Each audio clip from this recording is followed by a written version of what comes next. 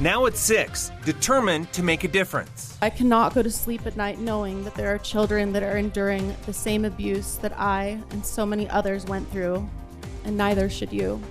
Paris Hilton using her platform to change the way troubled teen centers operate in Utah. Tonight, an exclusive panel discussion on the new law and how you too can raise your voice. Live from Utah's first TV station, ABC4 News at 6 starts now. Good evening, I'm Glen Mills. Thanks so much for joining us tonight for this special report. Let's get right to our first guests, Paris Hilton and Caroline Larson, both spending time at a youth facility here in Utah when they were teenagers. Great to have both of you on the show. This really was a big talking point during the session, and it's great to get into this and really dig into it. We appreciate your time. Let's begin with your own experience. As I mentioned, both of you spent time at a facility here in Utah. Paris, let's start with you. Walk us through what you experienced on a day-to-day basis. When I was 16, I was kidnapped in the middle of the night by an escort company, and I was brought to Utah to Provo Canyon School. While I was there, I experienced verbal, psychological, and physical abuse on a daily basis. I experienced and saw things that no child should ever have to go through or see, and it was traumatizing, and till this day I still have severe nightmares and post-traumatic stress disorder. And that's why I wanted to speak out and tell my story so this can't happen to any other child. Okay, we will get more into that in a minute. Caroline, let's bring you in real quick. Tell us about your experience at a facility. So I was sent to a behavior modification school when I was 14. And at the time I was, like most teenagers, trying to figure myself out, and I wanted to listen to the music I wanted to listen to and dress the way I wanted to dress, and my mom and I just couldn't see eye to eye on some of those things. So after I arrived at this facility, it became apparent very quickly that this was not a normal boarding school. I wasn't allowed to talk. I wasn't allowed to make eye contact with any of my peers. I wasn't allowed to move freely, even to stand up or sit down on my own. And I lived most of this time in complete silence for about 2.5 years. So it was one of the most traumatizing experiences of my life, not to mention the physical abuse and threats of violence that were pervasive throughout my stay there. Both of you mentioned the period of silence. Paris, we led off with you testifying up on Utah's Capitol Hill saying you can't sleep at night knowing what's going on, and you told the lawmakers they shouldn't either. So what was it like living with that for so long before speaking out? When I got out of that place, I made a promise to myself that I was never going to talk about it or think about it again because it was just too painful. And then when I started doing my documentary, This is Paris, the director was asking me why I was having these nightmares, and I opened up to her. And that's when I started doing research and seeing that everything that was happening to me 20 years ago is still happening today. And that's why I knew that I needed to use my platform and my voice to make change. And I'm just incredibly proud of what's happened now because of that.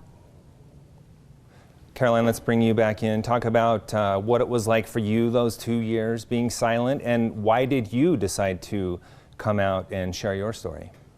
So when you're under that amount of pressure and stress and fear for that amount of time, your brain and your body has an interesting way of responding to that level of stress and that constant stress. So this is where most of us end up with diagnoses like post-traumatic stress disorder. I personally also have chronic PTSD from my experiences there. One of the only ways to get through something like this is to dissociate and to somehow separate yourself from the trauma. Because of my experiences after the program and how difficult I found it to live a normal life, I knew that not only what happened to me was wrong, but that no other child should have to piece their life together after going somewhere that's supposed to help them.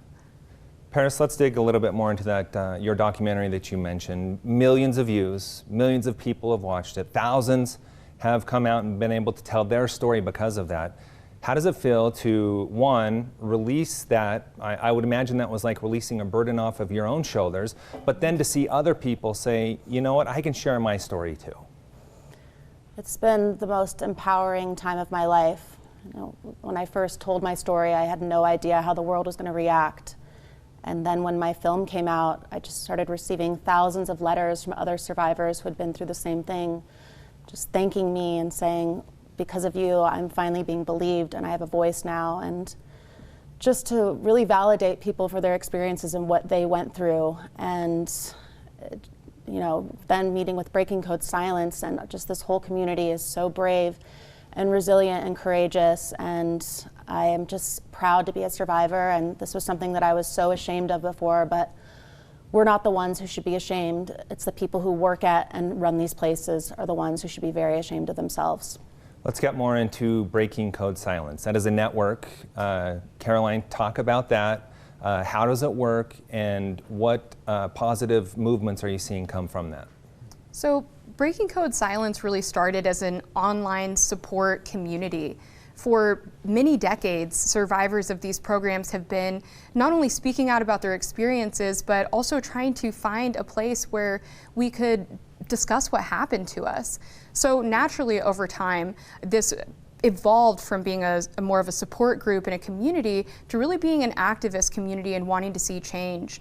Many of us are parents now. I have 2 kids, and so I can't imagine my children going through any of the things that I went through, and also knowing that there's kids still in these facilities. We had to do something. Paris, talk a little bit more about the people that you have seen come out and tell their stories. You have a platform that most others do not. However, I would imagine you draw strength from seeing those numbers come out and telling their stories as well. Talk about that. It's been incredible, just the outreach from the survivor community, as well as a lot of my friends who have experienced the same thing, who are also in the public eye. And when I spoke to them, they said, when I saw your documentary, it brought a flood back of memories, and I didn't want to be silent about it either. And I'm so proud of my friends and people who have went through the same thing, who are now coming out and telling their story, because it's so empowering and powerful for all of us just to tell our truth. And it is true. The truth shall set you free. And your story also leading to government action here in Utah, yes. And other states are also looking at this. We're going to get more into that in a minute, but talk about how that all evolved. How did it get to the point where your experiences led to government action? Well, in September, when my documentary came out, I was contacted by Senator Sarah Gelser, and I've been an advocate for her ever since. I think she is incredible, what she's doing for children. And then we came out here to do a rally in front of Provo Canyon School, and that got attention of Senator McKell. And then he started working with Caroline and the Breaking Code Silence team and us to start drafting this bill. And then we were just here a few months ago, and I spoke at the Senate and testified. And now here today, we just signed SB 127. Yeah, ceremonial signing up at the Capitol. Your thoughts, Caroline, on getting to this point and seeing this effort, knowing where it started years and years ago for you, and now coming to this point where legislative action is actually now enacted in the state of Utah? It really feels like a dream. This has been many years of wishing and hoping that we could do something and that people would listen. And I think now in our culture, we're in a space where we are listening to survivors when they say, this happened to me and this is wrong. Not that we haven't been having this conversation for many years, but we're finally now in a place where the world is ready to hear it and we're ready to do something different. I can't help but have this keep coming back in my mind as I talk to the two of you. The whole point of going to a facility like this is to put you on a positive path. Mm-hmm. Both of you, it clearly put you on a negative path. Mm-hmm. It seemed to be counterproductive. Is that how you would describe it? 100%. A place where you're supposed to go to heal shouldn't be somewhere where you get even more trauma than what you came in for. It just blows my mind that these places actually exist. Caroline, your thoughts. Was there anything positive come from this at all? I think the positive things that I did receive from it were not what was intended. What I learned about myself is that I'm incredibly strong to go through that kind of experience and come out on the other side. And I think especially when we're dealing with children who have already survived trauma, we don't need to test their strength anymore. Mm-hmm. We need to be able to provide them evidence-based treatment. We need to be able to provide them support, resources, community-based services, and things that are actually scientifically proven to help. These methods are not scientifically proven, and ultimately what we're seeing is the negative result of that carelessness. All right, we're going to take a quick break, but stay with us because still ahead, the new state law that places more oversight on these facilities here in Utah. We're going to break it down when we return. You're watching ABC4 News. Welcome back. We turn our attention now to the legislative process and welcome State Senator Mike McHale and Oregon State Senator Sarah Gelser to the conversation. Glad to have both of you with us. Let's get right into this. Senator McHale, how did you end up the sponsor of this bill that passed in the state of Utah? I had a family member who was actually an employee in a facility years ago. He was hurt in a really traumatic way. He was attacked, suffered a traumatic brain injury, still suffers from it. So I started to pay attention to the issue, talked to several of my colleagues in the law that had dealt with some of these injuries. And in the back of my mind, I was always going to look at this issue and fix the issue. And it was actually this fall when Paris Hilton came to Utah, brought a lot of attention to the issue. Okay, I want to get into what this law does specifically in a minute, but first, Senator Gelser, this is something that's been on your radar for a while. Yes, I chair the Human Services Committee in Oregon, and several years ago I started speaking with kids living in congregate care. The stories they told were overwhelming and heartbreaking, and it is just critical that we make the changes in law to keep these kids safe. They deserve so much better than what they're getting right now. Okay, Paris, you got in contact with these two, not necessarily knowing it was going to happen. What did you think when a Republican senator from Spanish Fork got in touch with you and said, hey, we need to work on this here. Can we work together? I was just thrilled and so surprised and so excited and knew that this would be the next steps into making change. Senator McHale, let's get into that change. What does this new law specifically do as far as regulation for these facilities in our state? Glenn, that's a great question. There's a lot of things it does. Let's start with the most important. We actually allocate some funding, some critical funding that we've needed for a long time. We should be able to hire 6 to 8 new investigators. I think that's important. But we have really strong reporting. We have restrictions. We've had kids that have been chemically restrained. That is banned. We've had kids that have been secluded and isolated in a way they shouldn't have. More than anything else, I liked your last segment. Caroline talked about adopting and using best practices based on medical literature, based on practices in the industry. And more than anything else, what we've done is we've done reform to adopt best practices based on science and based on actual treatment. And Paris, are you satisfied with that end result? Is this what you wanted to see? Is it a step? Does more need to come? I'm so thrilled, but this is the first step. Utah is the first step. This is the place where I was abused at, and this is happening not only in Utah, it's happening in many other states. So next is taking this to a federal level, so in all 50 states this can't happen again. Senator Gelser, what are you working on specifically in your state? In our state, we have made sure that we're not sending kids to other states anymore, and we are working to regulate the transport industry. The people that came into Paris's house and took her from her bed in the night, that should not be permitted anyplace, and they are not regulated, but in Oregon they will be. I saw a special report over the weekend that you were featured in. You actually had an incident from your state where a child ended up dying. Correct. Actually, the child was a Michigan child, but we had 2 children there who were watching. Many states send kids out of state, and we had a bunch of kids here in Utah. Okay. From both you senators, I want to get into this perspective. How important, when we're talking about the legislative process, when we carry it from introduction to today's ceremonial signing of the bill, how important are victims' voices in this process? We saw Paris come up, we saw others come up and testify before the Senate and lawmakers. How important is it to do that? For those that followed the committee and watched, we had a local gentleman, Jeff Netto, who testified. He was in a facility as a youth, and a really, really traumatic experience. After that, I received dozens of emails from folks that had problems, and I started looking through some of our incident reports. I think all of that is incredibly helpful. And how crucial is that when convincing your colleagues to pass this bill, because it had a lot of support this legislative session?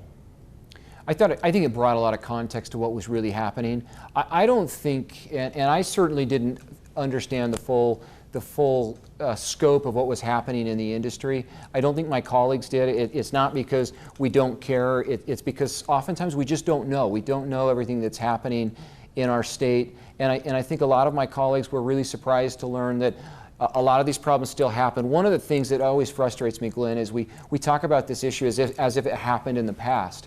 We've had serious violations in 2021. We've had serious violations in 2020, 2019, 2018. And this is an issue that's pressing and it's current. And I think a lot of my colleagues just didn't realize that.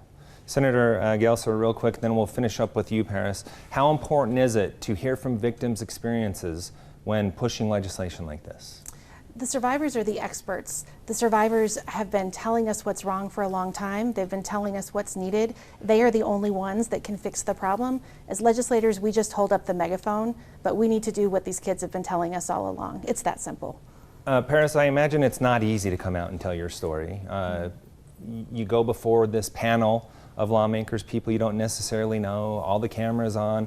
What was that experience like? And talk about how it was rewarding in the end. This was the first time I've ever done anything like this, so I was very nervous. But after I told my story, it just was so healing, and just to see the response from all the senators, where some of them even had tears in their eyes, and they had no idea. And I could understand that, because when you hear these stories and think about it, it's hard to believe that this is actually real. It seems like something out of some scary horror film. So just to use my voice and my platform has been so powerful. And it just shows the power of telling the truth. I do remember some of the senators on that panel coming and expressing their gratitude to you for being there, and they put that out on social media. Senator McHale, one quick question for you before we wrap up. What kind of resistance did you get from the industry as you presented this bill? I think the industry realized that there needed to be reform, there needed to be change, and we needed to adopt and reform and improve our practices. The industry was very supportive during the process, and I think that's kind of lost on some folks. The industry was supportive in adopting best practices, and I appreciate that. It certainly made the process much easier. Yeah, that's a very important distinction I wanted to make sure that we made in this report, because they were on board, and that's in part why you were able to see such success as the bill moved from the Senate to the House and then to the governor's office. All right, stay with us. Coming up, your voice. It is a powerful thing, no matter how big your platform is. More on why it's critical to speak up after the break.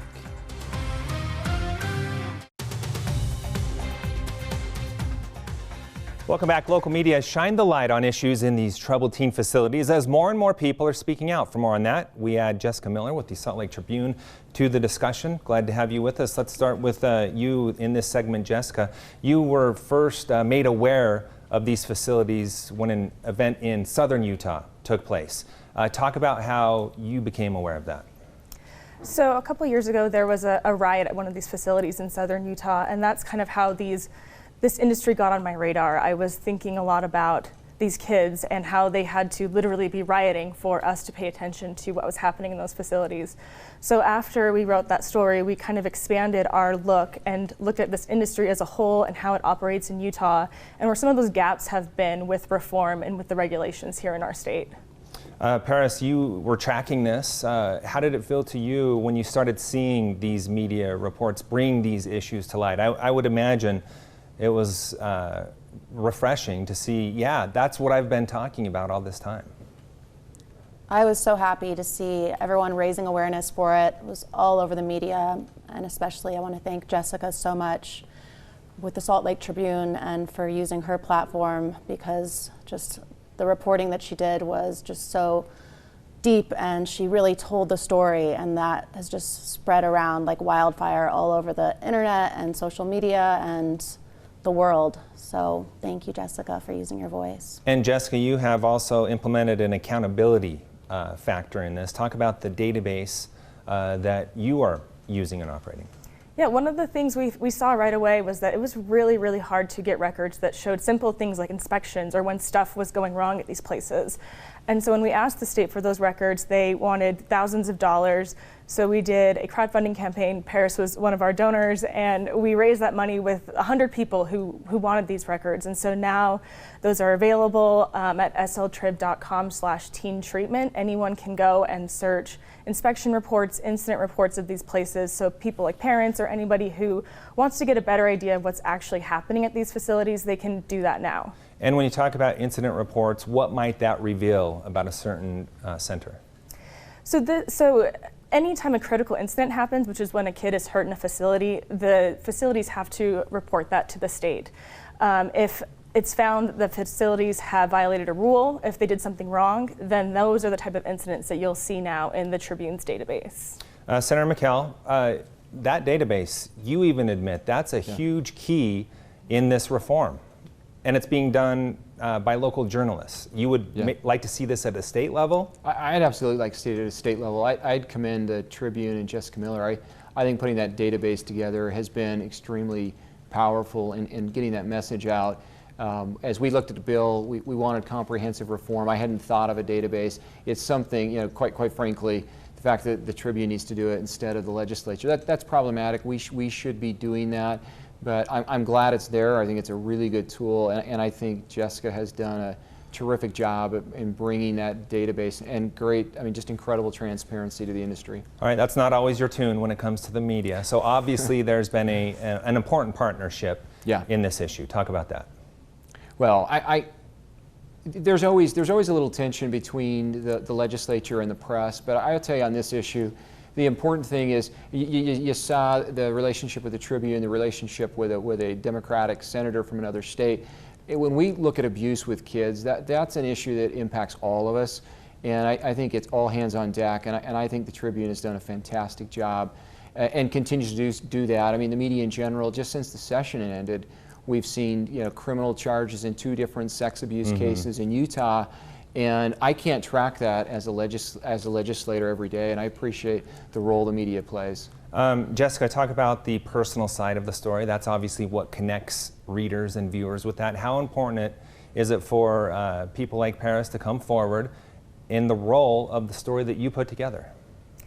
I think that having the voices of the people who have actually experienced this is so important, and to hear their experiences and to listen to them and to believe them. A lot of times a common thing I hear from survivors is that they haven't been believed up to this point. So I think that us being able to amplify those stories so people can see them and understand them is really important. All right, we have about 30 seconds left, Paris. The last word is for you. What is your advice for those in the community who want to get involved in policy reform? Well, just like I proved, you could not be a senator or a legislator and be one of the people and actually pen a bill into law. So it's just about standing up for what's right and using your voice, your platform, starting a movement, and just supporting it. And I think that anything is possible when you put your all into it. And did you ever imagine sitting here in this studio talking about a bill that you helped pen being signed into law? No, I never thought I would ever want to come back to Utah again, but now I love it here. Well, and we're happy to have you here. Thank you all for being part of this very important conversation tonight. We really appreciate it. You can find all these segments and more online, abc4.com, and we hope to see you again tonight at 10. Good night.